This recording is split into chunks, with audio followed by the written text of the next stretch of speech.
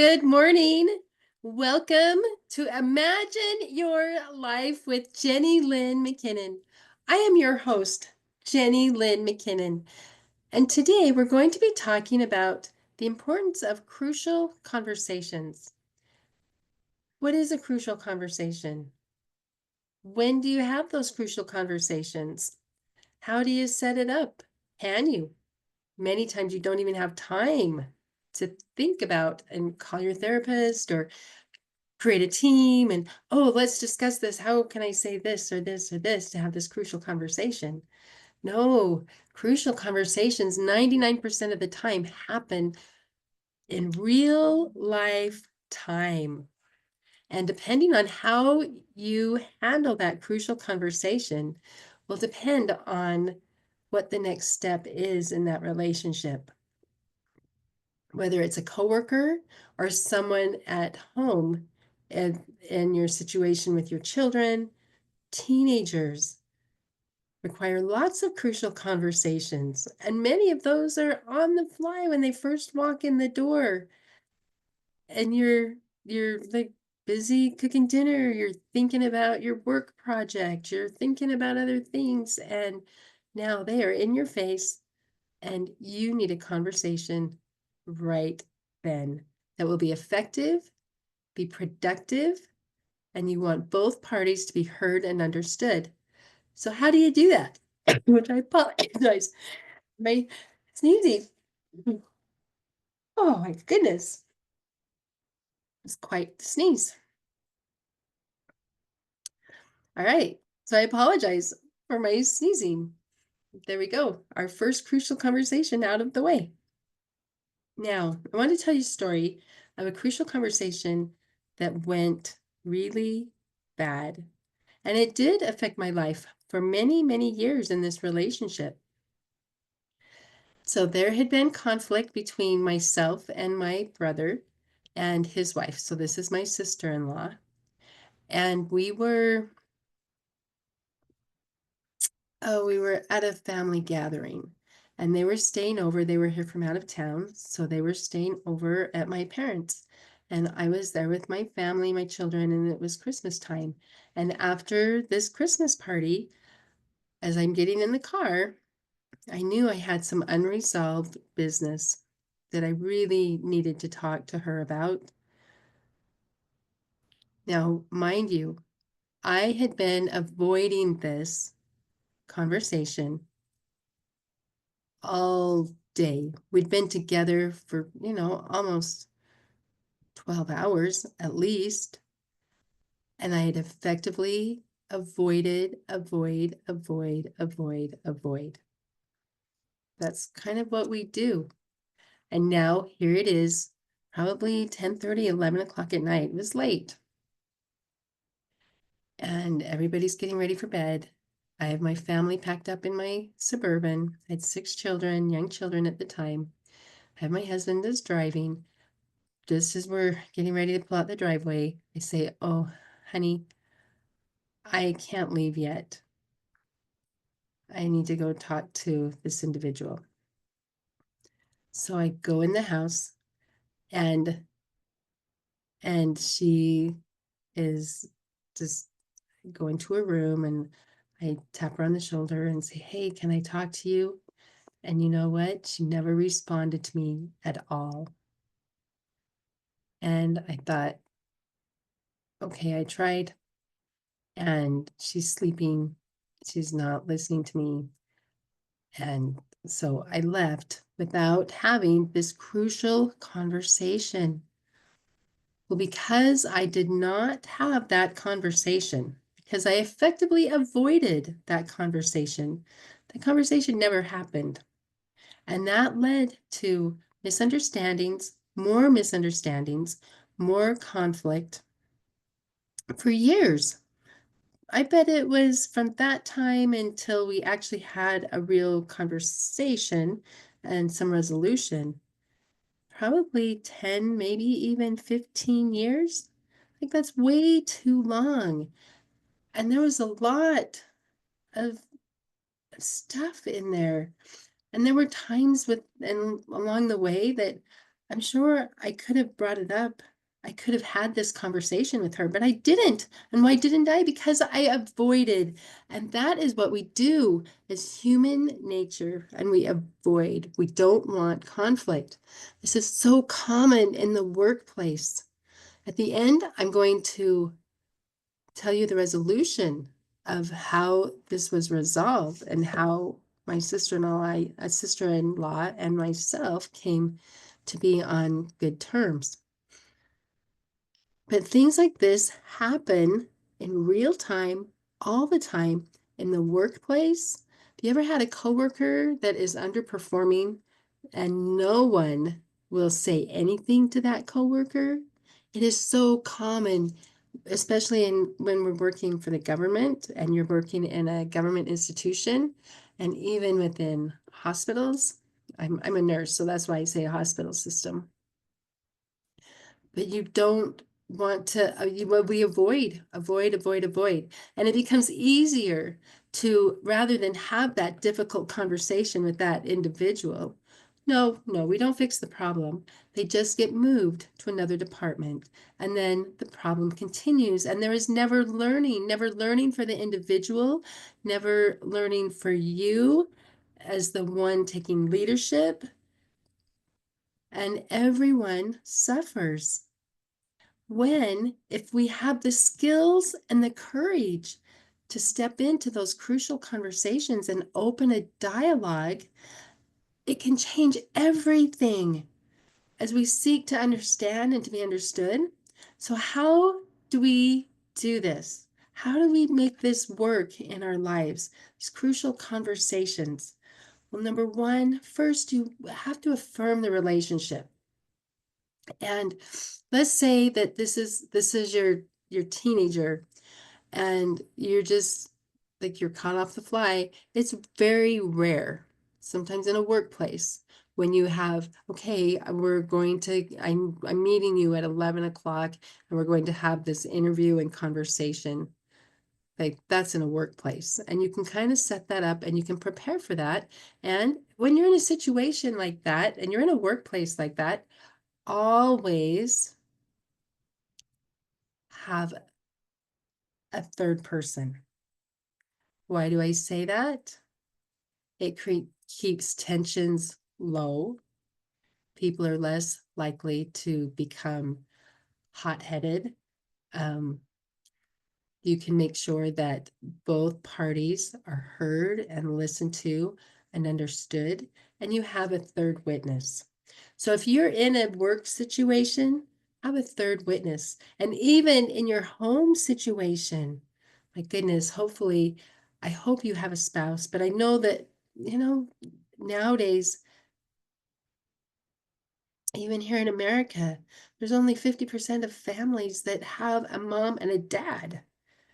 But if you can pull somebody in to the conversation as a third person when you're working with family situations, it just makes a big difference.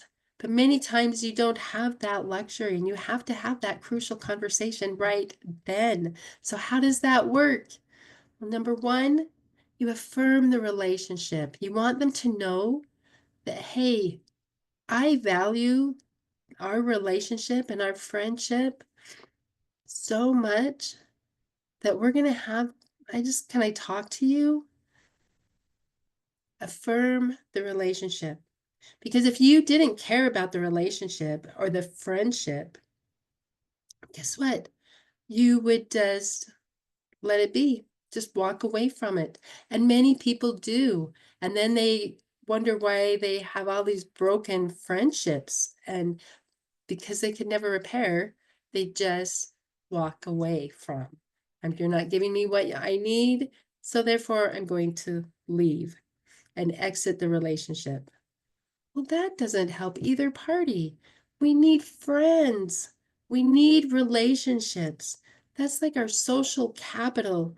I have friends that I haven't talked to for years, but they know that I love them and they love me, and I can call them up and we can have a conversation, and it feels like the years haven't been, like they've been erased.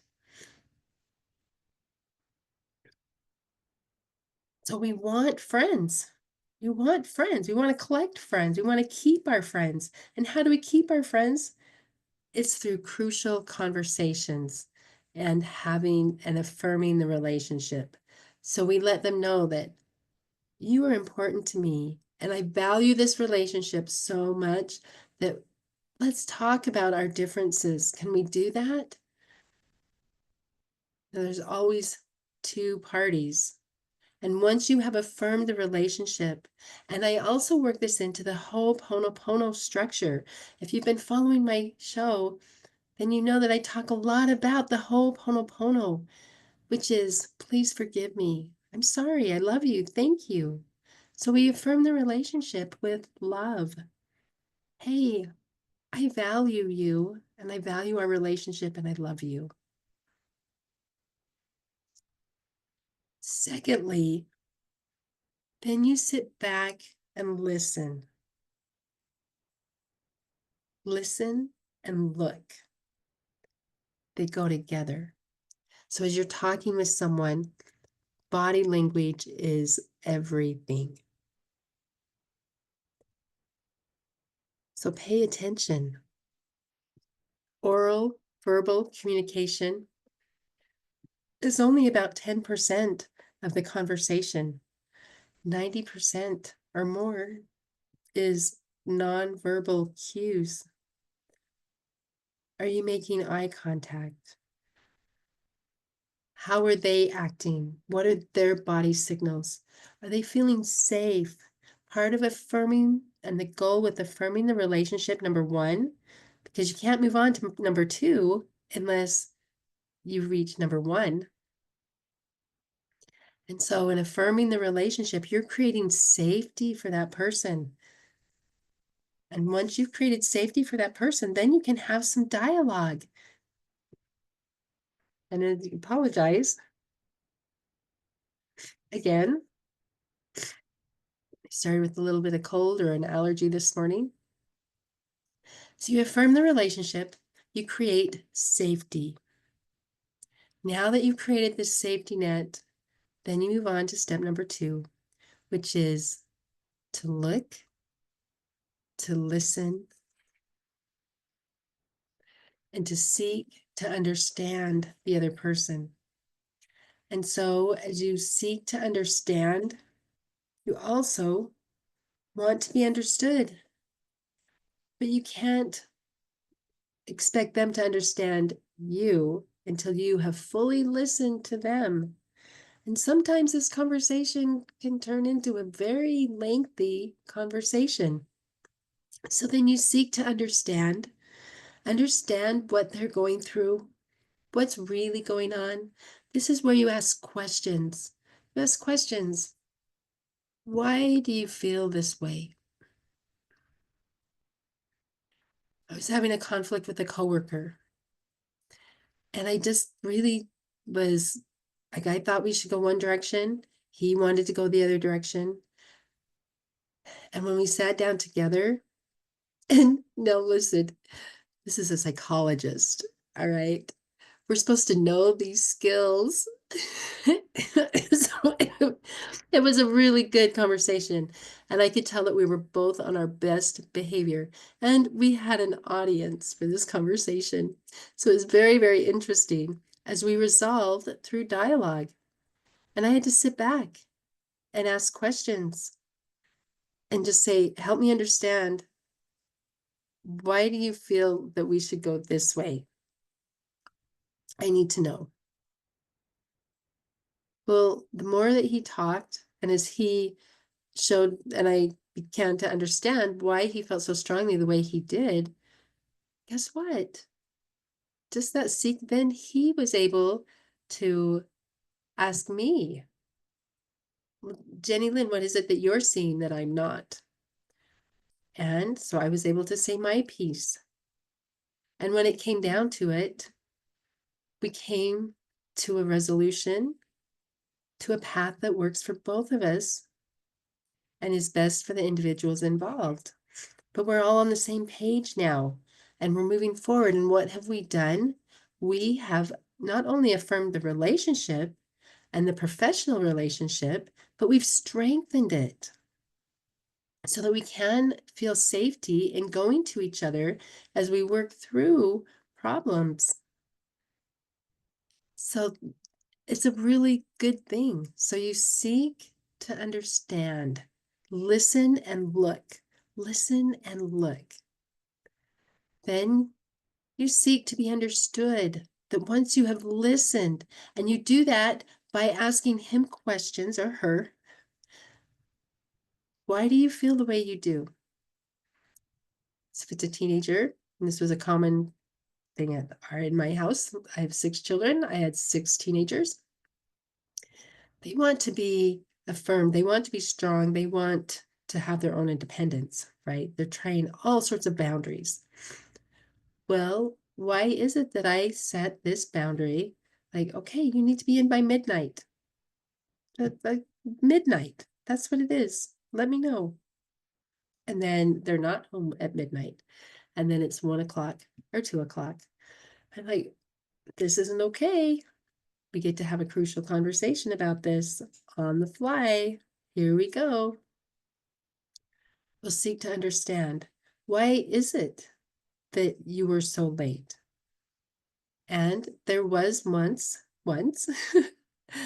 where like they had some car issues and they had to stop and take care of some things, and they really couldn't get home on time. And this was before cell phones.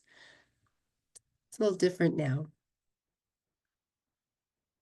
But even then, cell phones die and batteries bad. But anyway, but seek to understand. And then justify their story. They're going to seek to justify and defend because that's what people do.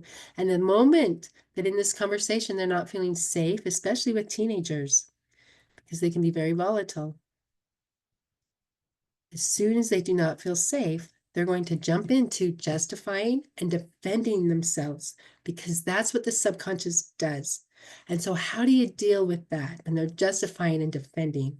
One thing that I've learned in conflict resolution is that the other person, no matter how wrong they are, in their mind, they believe they are right. So therefore, they are right. And it doesn't really matter. I'm not going to change their mind because a person convinced against their will is of the same opinion still. They just dig in their heels, even when they're wrong, even when they can see it in front of their face and they are blatantly wrong. When you have that, how do? You have to go back to safety, to a place of safety. You go back in the conversation, the place that's safe. But okay, what do we have in common? Where is our commonality? And you start there. And if you can't change their mind, that's okay.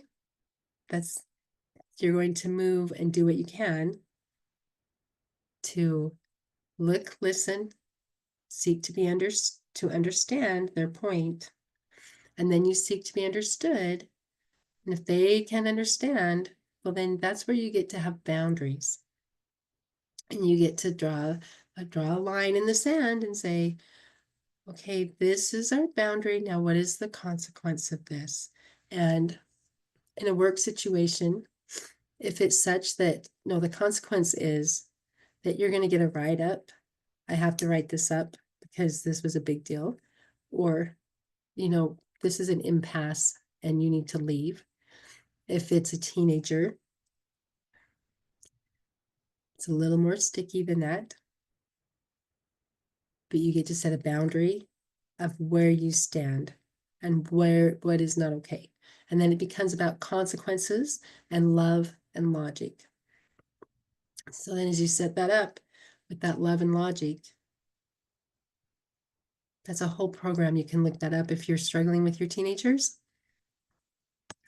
It's just what's logical. They broke the rule. What was the consequence? What's the consequence? Well, then there's that consequence. And now you come to resolution as you seek to look, listen, affirm the relationship, seek to be understand, seek to be understood, and then you affirm, and then again, you affirm the relationship and you come to agreement between the two of you. What works and where's the consequence and where am I willing to bend and where are you willing to bend?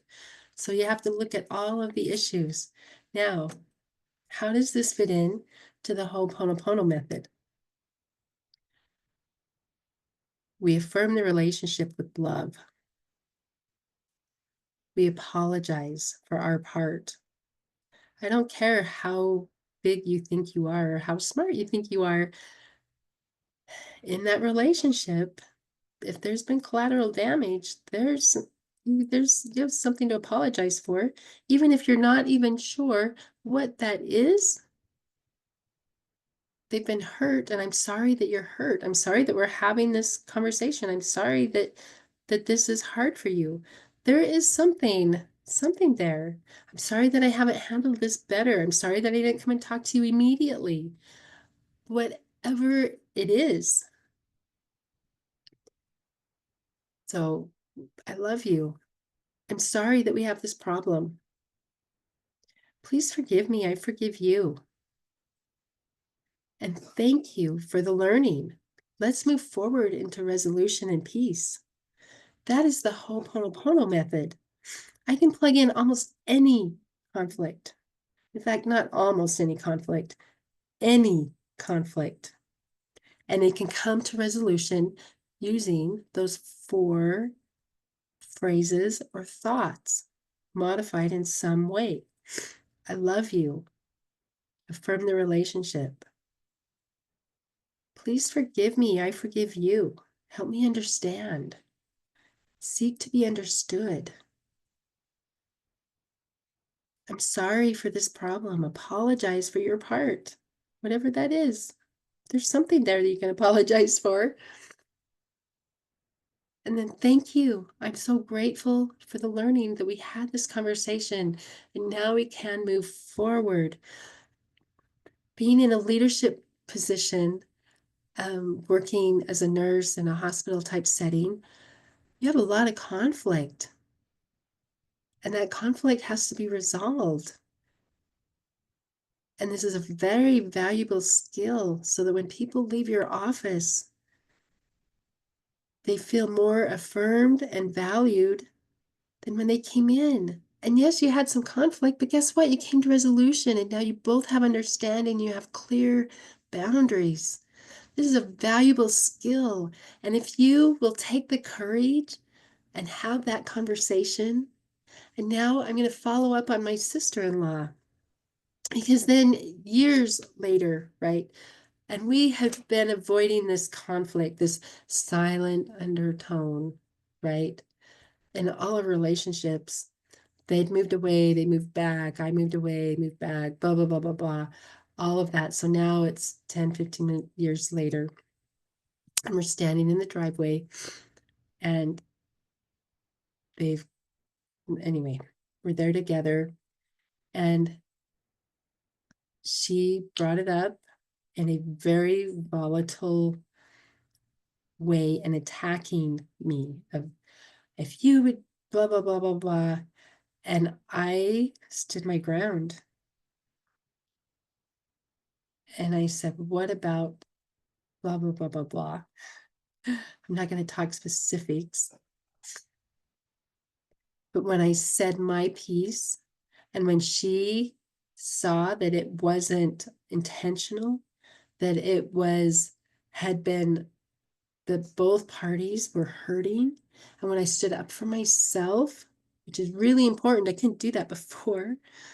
And I was able to have that conversation and even apologize. I put it immediately into that format of conversation of, I am sorry that we have had this conflict for so long. This is where we're at. I forgive you. Please forgive me. It's been a mess and I'm sorry, but we got to move. But I want to move forward from here. And I appreciate you in my life, and I appreciate you being there for my brother. You guys have been through a lot. And when she understood that I had been hurting also, and that she was hurting, that this collateral damage really wasn't even our fault between the two of us, it was just misunderstanding. We have a really good relationship now where we can have a conversation, we can talk, and and there isn't that edge in our relationship, even friends. How does that happen? That could have happened much, much sooner. We both finally had the courage and the maturity to take it on and talk about it. And we did. And we put it into that Ho'oponopono method of, hey, I love you and I value our friendship and our relationship, but I have this challenge and this problem. So can we talk about this? That's creating safety.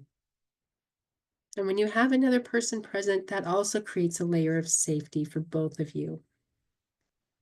And when I was having this conversation with my sister-in-law in the driveway, there was her and I. And that happens. And so you have to be how do you prepare for that? It has to be intrinsic within you.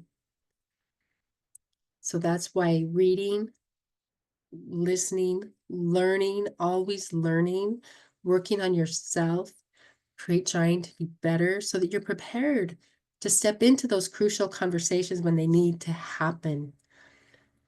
Because it will either destroy your life and make it harder, like it did for me, or it can bless your life and you can have a working relationship and everybody is edified and uplifted. So please forgive me. I'm sorry. I love you. Thank you. That Ho'oponopono method for conflict resolution is amazing and incredible at healing relationships. It's easily used in a workforce set place, and especially in families and friends. And conflict resolution, as you can master this skill, you can master your life, because life is about relationships and life is about conflict. We're going to have conflict. And the best leaders in the world are communicators. Think of Winston Churchill. He brought together a whole global world and nations to move forward to save the world with World War II. He was an excellent master communicator. Benjamin Franklin, master communicator. George Washington, master communicator. Abraham Lincoln. Think of the great people. They were communicators and they knew. Ronald Reagan, what made him a great president? And you may feel different about that. He was a great president and did great things to unite our world. He was a master communicator. Gandhi, master communicator. It didn't happen overnight. It was intentional in their learning. So as you become a master communicator and really taking on your life and the conflict resolution in your life. Now, there is a book that is very helpful. It is actually called Crucial Conversations. I have it right here, but I'm not going to bother showing it to you. Crucial Conversations. There's a lot of books, things that have been written about this. And you can become master of your subconscious mind by mastering your crucial conversations and even your internal dialogue of crucial conversations. So now I'm going to end this show the way I would end every show, which is every day in every way, you get better and better. Repeat this saying 10 times, one for each finger as your fingers touch the mattress and you prepare for sleep. Every day in every way, I get better and better. Repeated 10 times, one for each finger as your fingers touch the mattress and you prepare for sleep. Thank you for joining me today.